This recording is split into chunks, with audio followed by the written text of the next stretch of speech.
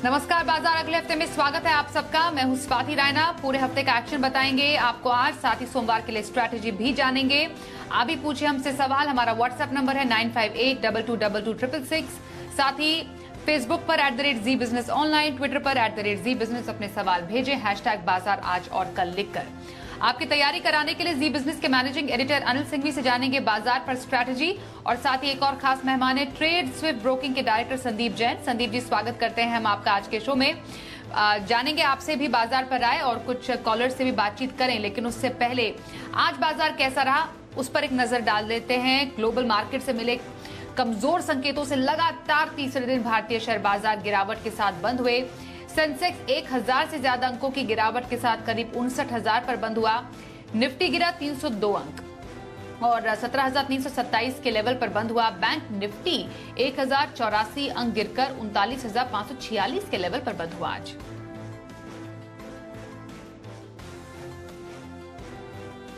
और आइए अब अनिल जी से समझते हैं कि हफ्ते के आखिरी कारोबारी दिन बाजार में इतनी तेज गिरावट क्यों आई। हफ्ते के आखिरी दिन भारतीय बाजारों पर दिखा दबाव। अमेरिकी बाजारों से कमजोरी के संकेत थे, बहुत ज्यादा नहीं, लेकिन डॉलर इंडेक्स के मजबूत होने की वजह से और लगातार 3 दिन अमेरिकी बाजारों के गिरने की वजह से भारतीय बाजारों का कमजोर खुलना तय था। खुले कम कमजोरी के साथ और उसके बाद लगातार ऊपरी हिस्सों से दबाव रहा।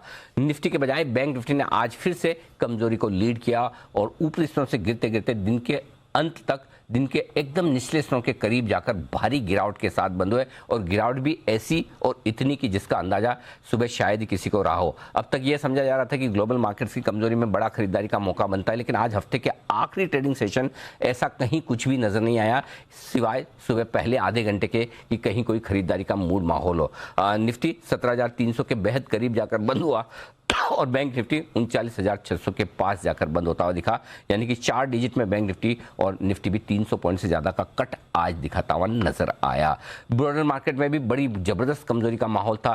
कैश मार्केट के स्टॉक्स में जबरदस्त बिकवाली होती दिखी और वायदा कारोबार के कई शेयर धड़ाम से गिरते हुए नजर आए। तो एफआईज की बिकवाली, अमेरिकी बाजारों की कमजोरी, डॉलर इंडेक्स की मजबूती, ये 3 फैक्टर आज शुक्रवार के दिन बड़े भारी पड़ते नजर आए भारतीय बाजारों पर।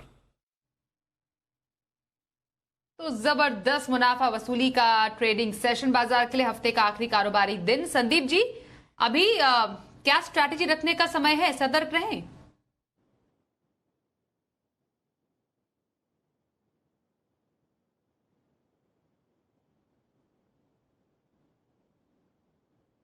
संदीप जी, अनम्यूट प्लीज कर दीजिएगा। या सॉरी, हाँ, वेरी सॉरी। देखिए, कॉशियस तो रहना ही है। और पिछले हफ्ते में जब भी मैं इवनिंग शोज में आ रहा था न्यूज वाले में, तो मैं यही बात कर रहा था कि हमें काफी कॉशियस रहना। और इस बार तो एक चीज और देखिए, बैंक निफ्टी ने अगुवाई ली थी पहले तेजी में और आज बैंक निफ्टी ज्यादा टूटा और उसके बाद और निफ्टी और बाकी सारे इंडाइसेस काफी टूटे और विक्स भी बढ़ गया। फिर डॉलर इतना ज्यादा मजबूत हो रहा है, तो वो एक चिंता का विषय है। बट अभी शाम को अगर हम देखते हैं तो क्रूड को देखकर थोड़ा कॉन्फिडेंस आता है कि क्रूड अच्छा खासा टूटा हुआ आज। सो लेट्स सी, ऐसा नहीं कि मिक्स सिग्नल्स है। और ओवरऑल एक और चीज, अपने 50 डेमा के नीचे आज मार्केट डिसाइसिवली बंद हुआ है। अब देखते हैं कि मंडे को किस तरीके का रुझान रहता है। अगर 1-2 क्लोजिंग और आ जाती है तो फिर मार्केट और भी करेक्शन दे सकता है। So one has to be cautious और मेरे हिसाब से डिफेंसिव बेट्स पे थोड़ा ध्यान लगाना चाहिए। जैसे कि एफएमसीजी वो थोड़ा आउट परफॉर्म कर रहे थे, इवन आईटी भी थोड़ा संभलने की कोशिश कर रहे हैं, इवन फार्मा भी थोड़ा ठीक लग रहा था। तो उन्हीं तर्ज पे कॉल्स में लाया हूं आज। ओके, और अब चलिए कुछ आपके पसंदीदा स्टॉक्स की बात कर लेते हैं। संदीप जी, हफ्ते भर का नजरिया किसी को रखना हो, पोजिशनल व्यू कौन से स्टॉक में ऐसे बाजार में रखने की आप सलाह देंगे, और लॉन्ग टर्म के लिए कौन सा स्टॉक है आपके पसंद? बिल्कुल, देखिए, मैं पोजिशनल पिक के तौर पे लाया हूं होंडा इंडिया पावर प्रोडक्ट्स। और ये स्टॉक को मैंने जेम्स में भी दिया हुआ है, टारगेट्स अचीव हुए थे, फिर उसके बाद अभी नीचे आया हुआ है, करेक्शन है। तो मुझे लगता है कि स्टॉक पे बिल्कुल ध्यान देना चाहिए और 1590 और 1630 का टारगेट लगाएं और 1460 का stop loss. Okay, positional view Honda India power में रखने की सलाह संदीप जी की तरफ से, और लॉन्ग टर्म व्यू कौन से स्टॉक में रखने की सलाह देंगे? बिल्कुल, जैसे मैंने बोला था कि पोजिशनल के बाद जो मैं बोला था कि भाई लॉन्ग टर्म के लिए या ओवरऑल डिफेंसिव पे ध्यान देना चाहिए, तो मैं वही डिफेंसिव स्टॉक लाया हूं आज। और वो है Procter and Gamble hygiene and health care, PGHH, जिसको बोलते हैं। तो इसमें ध्यान रखना है कि 2 स्टॉक है ऐसे, और प्रोक्टर एंड गैम्बल के नाम से ही। तो ये एचएच वाला है जो कि ओवरऑल जो पैंटीन और ये सारे ब्रांड्स बनाते हैं और फेमिनिन हाइजीन ब्रांड्स बनाती है, जैसे कि विस्पर है, विक्स है। बहुत जबरदस्त कंपनी है, वर्ल्ड वाइड बहुत जबरदस्त इनका नेटवर्क है। और ओवरऑल मुझे ऐसा लगता है कि इन लेवल्स पे ये स्टॉक अच्छा लगता है। और एक और बात, पहले भी मैंने जब दिया था तो इसका टारगेट्स अचीव हुआ था, और अभी भी मैं अगर बोलूं तो ये 110% के रिटर्न ऑन कैपिटल एम्प्लॉयड पे है, 80% के रिटर्न ऑन इक्विटी पे है, और पिछले 3 साल की कैगर भी 10-11% के लगभग रही है। लाजमी है कि जीरो डेट कंपनी रहती है ये। और ओवरऑल अगर हम क्वार्टरली रिजल्ट्स देखते हैं तो पिछले 3 क्वार्टर्स बहुत गजब के गए थे, सितंबर, दिसंबर और मार्च। जनरली वो क्वार्टर्स इस कंपनी के लिए बहुत बढ़िया रहते हैं, तो इसलिए और कॉन्फिडेंस आता है। और अगर आप देखते हैं एफआईआईज डीआईआईज, तो एफआईआईज डीआईआईज भी होल्ड करते ही हैं ठीक ठाक 16-17%, और प्रोमोटर्स की करीब 71%। तो ऐसे स्ट्रॉन्ग हैंड्स में ये स्टॉक है, और मुझे ऐसा लगता है कि इन लेवल्स पे लेना चाहिए। और ओपीएम्स की अगर हम बात करें तो वो भी बहुत स्ट्रॉन्ग है इस कंपनी के। थोड़ा सा लास्ट क्वार्टर में जरूर से रॉ मटेरियल का इंपैक्ट इसमें भी देखने को मिला, बट जिस तरीके से हम देख रहे हैं आईटीसी परफॉर्म कर रहे हैं, एचयूएल परफॉर्म कर रहा है, तो ये स्टॉक भी अच्छा खासा परफॉर्म करना चाहिए। और अपर साइड बहुत बढ़िया लगती है, तो 16,950 और 17,150 के टारगेट के लिए स्टॉक को लॉन्ग टर्म के लिए लेना चाहिए। लॉन्ग टर्म के लिए पीएनजी हाइजीन में खरीदारी की सलाह आ रही है संदीप जैन की तरफ से। आइए कुछ दर्शकों के सवाल करते हैं शो में शामिल। पहला सवाल व्हाट्सएप पर इटावा से ब्रजेश गौतम पूछ रहे हैं, एमएनएम फाइनेंस पर इनका सवाल है। 400 शेयर इनके पास है, 204 है एमएनएम पर इनकी खरीद। खबरें आई आरबीआई की सख्ती से जुड़ी हुई, जिसकी वजह से शेयर लुढ़का। दरअसल आरबीआई ने रिकवरी के लिए थर्ड पार्टी आउटसोर्सिंग पर रोक लगा दी। अब शेयर में तो दबाव रहा, इनको भी कुछ नुकसान है। एमएनएम फाइनेंस क्या स्ट्रैटेजी रखने की सलाह देंगे? देखिए, बात तो सही है। आज जो हुआ वो जबरदस्त हुआ, और उसकी वजह से शायद दूसरे भी एनबीएफसीज और बैंक्स पे भी इंपैक्ट पड़ा है इस पर्टिकुलर जो आरबीआई की जो अनाउंसमेंट आई है उसकी वजह से, और ये पर्टिकुलरली काफी अफेक्टेड रहा।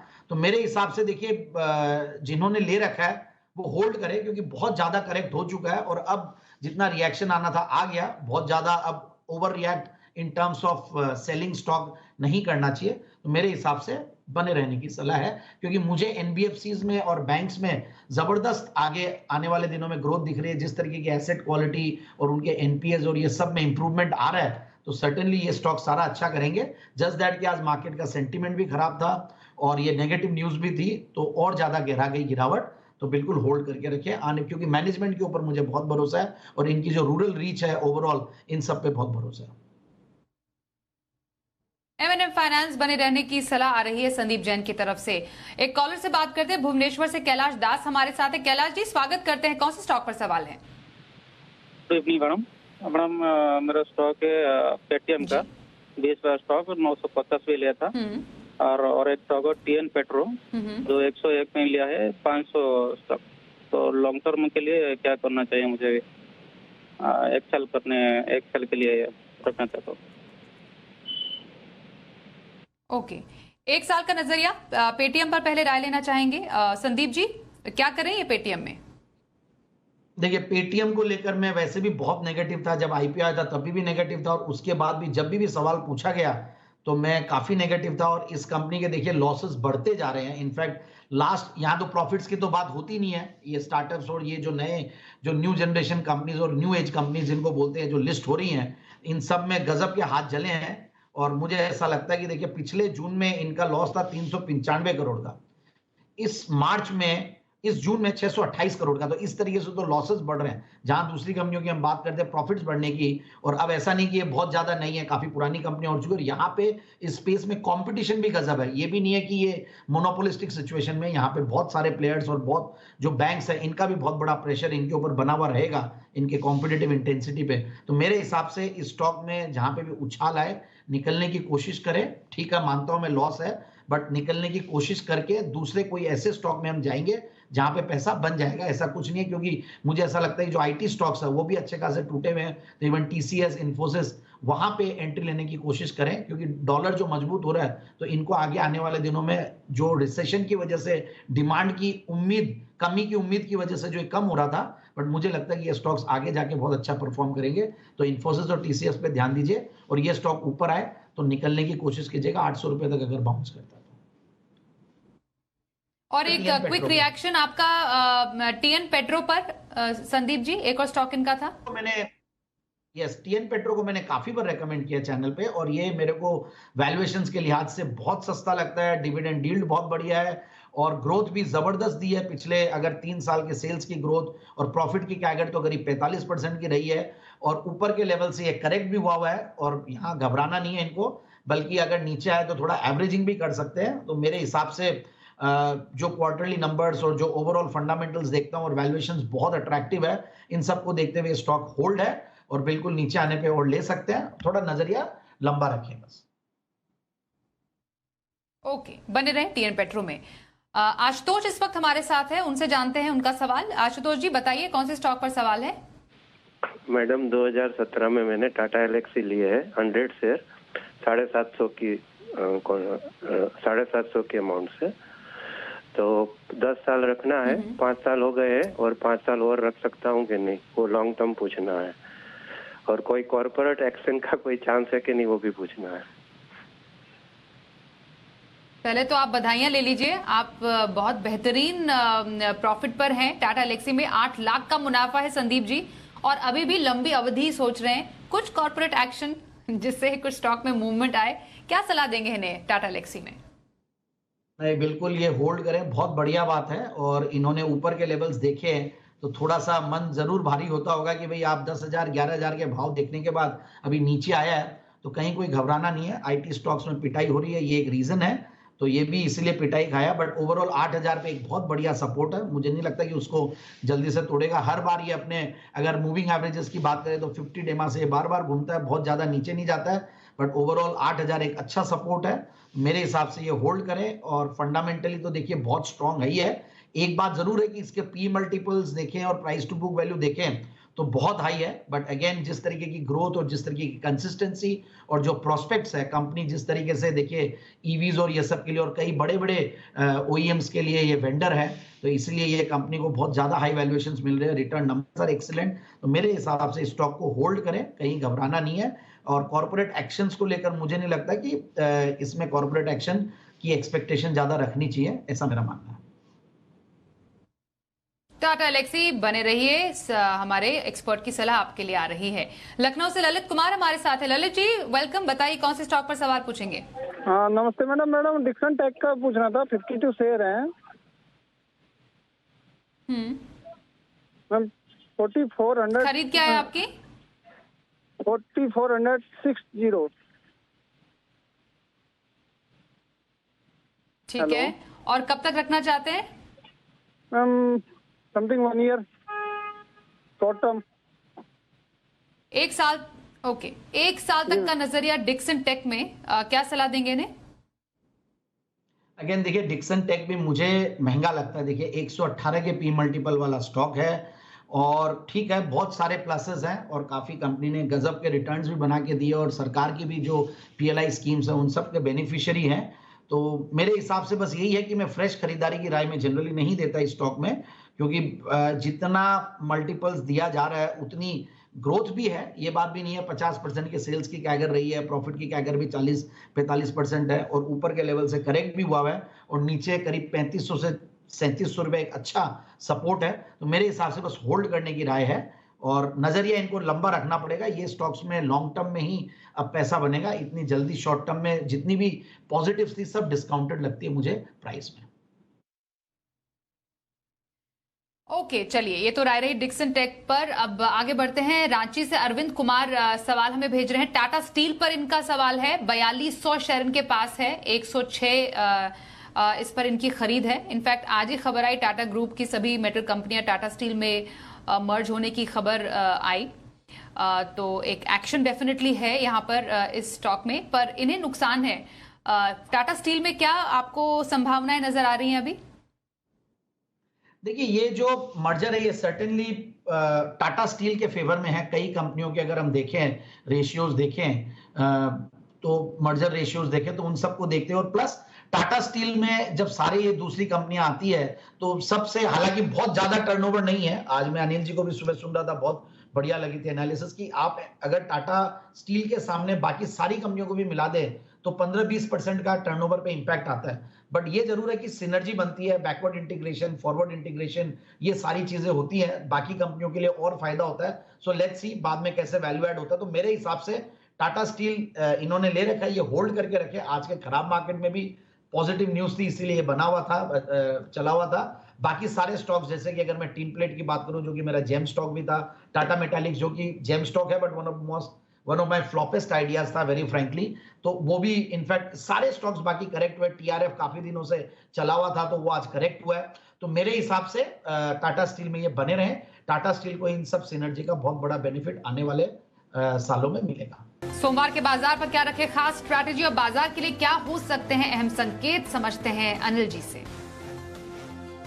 भारतीय बाजारों के बंद होने के वक्त डाउ फ्यूचर्स लगभग 250 पौने 300 पॉइंट नीचे ट्रेड करते हुए दिख रहे थे, यानी कि अमेरिका में लगातार चौथे दिन खराब सेशन हो सकता है। ये डर बिल्कुल था भारतीय बाजारों में। तो देखते हैं आज अमेरिका में क्या हाल होता है। और सोमवार सुबह जब हम लौटेंगे तो हमें डॉलर इंडेक्स पर भी नजर रखनी होगी, जो कि 20 साल की ऊंचाइयों पर 112 के ऊपर निकल चुका है, और डाउ फ्यूचर्स तो हम देखेंगे ही। इन सब के बीच एफआईज की तरफ से बिकवाली के आंकड़े भी बेहद अहम होंगे, क्योंकि पिछले 2 सेशन में एफआईज ने दमदार बिकवाली किए। तो आज देखते हैं क्या कुछ होता है। एक ही राहत की बात जो दिख रही है बाजारों में, मंथली एक्सपायरी के हफ्ते में हम आ चुके हैं और काफी हद तक बाजार ओवरसोल्ड होते दिख रहे हैं। स्पेशली बैंक निफ्टी पर काफी हद तक ओवरसोल्ड है। तो ओवरसोल्ड मार्केट अगर थोड़ा कुछ अच्छा संकेत मिलता है कहीं से, तो हो सकता है निचले स्तर से रिकवरी करने की कोशिश करें। अब जो अहम सपोर्ट लेवल है बाजार के लिए, अगर आप देखेंगे निफ्टी पर, तो 17,100 17,175 की रेंज में निकल कर आता है। अगर 17,300 के नीचे आप ट्रेड करना शुरू करते हैं तो ऊपर की तरफ 17,500 17,575 रुकावट की जगह होगी।